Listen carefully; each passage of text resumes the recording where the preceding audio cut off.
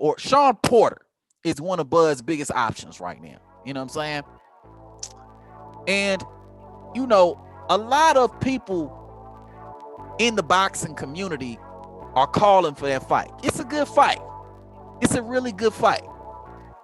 But in my opinion, I feel like a lot of people are calling for that fight simply to avoid the prospect or avoid the idea of or pretty much cover up what the fuck is going on with Earl Spence. That's kind of my ideals with this shit. Like Earl's going around talking about 64, 80, 20 and all this bullshit. So let's talk about something that Bud should be doing, and you know what I mean, in order to kind of like even the playing field. You know what I'm saying? That's why you hear about Bud versus Josesito Lopez. You're hearing about Bud versus Shawn. And here's the thing. I like Bud versus Shawn. I like that. I think it's a good fight. You know what I'm saying? I think it's a really good fight. Let's go to the comments. Terry Smooth says Bud has options. He also says he should not fight Josesito. He should fight Porter or Thurman. Bud has to get his resume up. Facts, Terry. Bud definitely needs that great fight. He definitely needs that great fight, right? But the problem with Shawn Porter, and here's again, I like the Shawn Porter fight. I like it. But the problem with the Shawn Porter fight is it's still not that great fight that people are going to be looking for him to take. It's still not that. You know what I'm saying? As much as I like a Shawn Porter fight, as much as I feel like it's the shit and it's going to be a great fight, and if you don't fucking believe me, go back to my live a few weeks ago where I was talking about the fights that I want ASAP. Bud versus Shawn Porter was one of those fights where I talked about how it would just be a really good fucking fight. Just the stylistic matchup would be amazing. You know what I'm saying? That said, it's still not the great fight that we're looking for Bud. It's a good fight. It's a competitive fight. But it ain't a great fight. And my problem with it is if Terrence Crawford beats Shawn Porter, he doesn't get the credit that he should get for beating a fighter like that. He's not gonna get it. He's just not. As much as people are gonna say how good of a fight it is, you, me, everybody, we all know that he's not gonna get the credit that he deserves for beating Shawn Porter. Why? Shawn Porter has 3 losses. Shawn Porter has no belt. You know what I'm saying? Every time Shawn Porter stepped up, he lost. So for that reason, it's gonna be very rough for Bud to get any kind of credit for Shawn. What's my example? Why do I say that? Let's look at Kell Brook. Let's look at the Kell Brook situation. Earl beat Kell Brook. Earl gets all the respect, all the praise, and all the accolades in the world. Terrence Crawford beats Kell Brook, and Kell Brook all of a sudden is shot. Kell Brook got 2 broken eye sockets. Kell Brook didn't look good. He didn't have the eye of the tiger. All of a sudden when he fought Bud from when he fought Earl Spence. And this is what I mean. This is why I say I like the fight. But if I'm Terrence Crawford, I'm like, I'm looking in any and every other direction except Shawn Porter. You know what I'm saying? I'm looking in any and every direction except Shawn Porter. You know what I'm saying? Because not only is it a fight, not only is it a fight where he's not going to get full credit for it, but it's also a very competitive, very risky fight at the same time. Do I feel like Bud's going to lose to Shawn? Hell no. But if I'm Terrence Crawford again, is this a risk I'm really looking to take, this is a high risk, very low reward kind of fight if you're Terrence Crawford.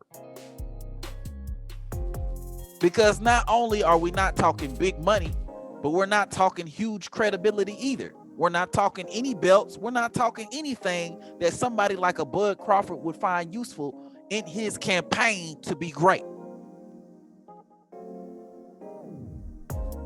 And even when Earl beats Shawn, because I know he's going to beat Shawn, even when Earl beats Shawn, there's still going to be people who are going to turn around and say Terrence Crawford has not fought anybody. There's still going to be those people. You know it, I know it, everybody knows it. That said, Shawn Porter is a viable option as far as the direction that Terrence Crawford should go. In addition to Shawn Porter at 147 pounds, we're hearing a lot of rumors about Josesito Lopez actually being an option for Bud Crawford.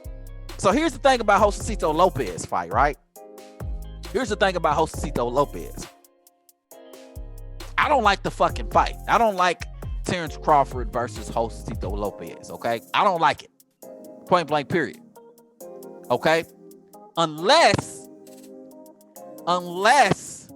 the fight with Josesito Lopez is at 154 pounds. If Bud Crawford fought Josesito Lopez at 154 pounds, that would be a good fight for me. That would be a good fight. And I believe that Josesito Lopez's last few fights has been at 154 pounds. You know what I mean? My boy Terry Smooth says, Terrence Crawford is a Hall of Famer. Facts, Terry. Bud is a Hall, hands down. Absolutely. Hall of Famer no matter what he does at this particular point. No matter what he does at this particular point. You know what I'm saying? At this point in Bud's career, everything he does right now is extra. Is extra.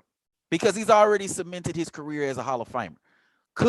Does he still need that great fight? Absolutely. But he has very good fights on his resume.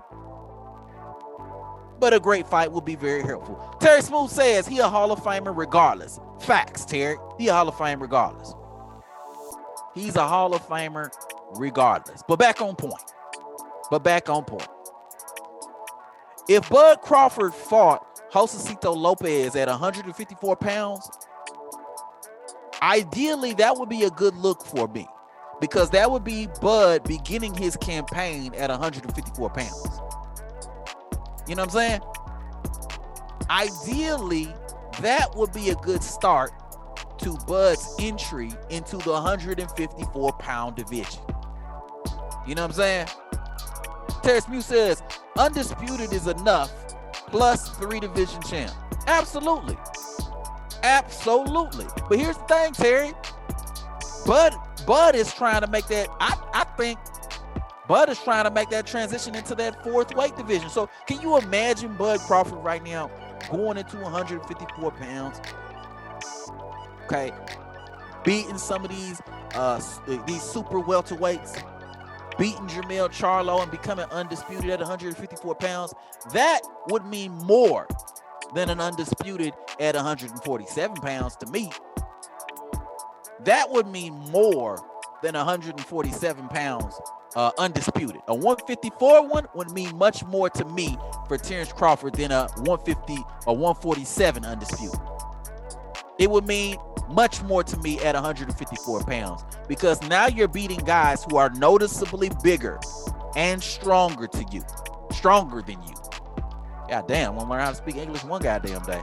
Terry Smooth says, can't beat it. Earl needs Bud more than Bud needs Spence. Absolutely. I can't believe I said that shit just now, goddamn.